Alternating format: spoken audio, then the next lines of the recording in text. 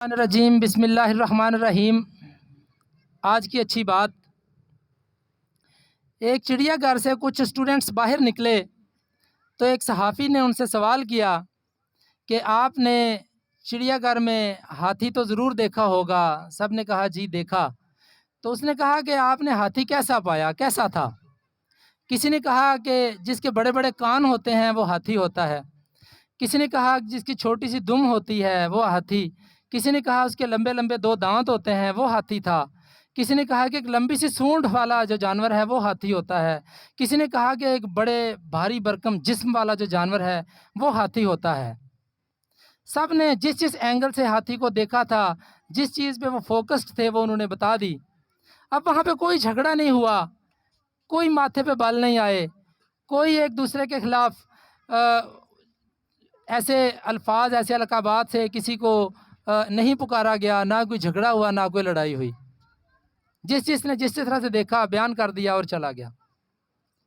لیکن اگر ہم اپنی روزمرہ زندگی پہ نظر دوڑائیں تو چھوٹے چھوٹے معاملات پہ صرف اور صرف ہماری کم علمی کی وجہ سے، معاملے کو صرف ایک اینگل سے دیکھنے کی وجہ سے، ہم جو رائے اپنے ذہن میں رکھ لیتے ہیں وہ دوسروں پر جب مسلط کرنے کی کوشش کرتے ہیں تو لڑائیاں بھی ہوتی ہیں، جھگڑے بھی ہوتے ہیں، فسادات بھی ہوتے ہیں۔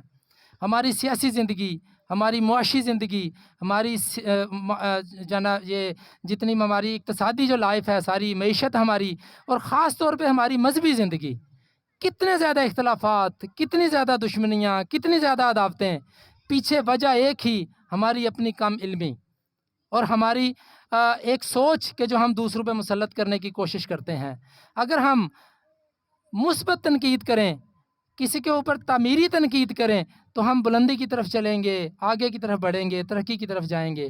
لیکن اگر آپ لیگ پلی کریں گے، صرف اپنی سوچ دوسروں میں مسلط کرنے کی کوشش کریں گے تو دشمنیاں بھی ہوں گی، عداوتیں بھی ہوں گی، نفرتیں بھی ہوں گی۔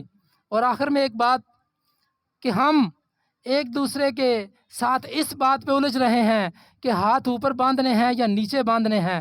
مسلمانوں یاد رکھو، دشمن تمہاری گردنیں کاٹنے کی فکر میں ہے اور تم ہاتھ اوپر نیچے باندھنے کی فکر میں ہو۔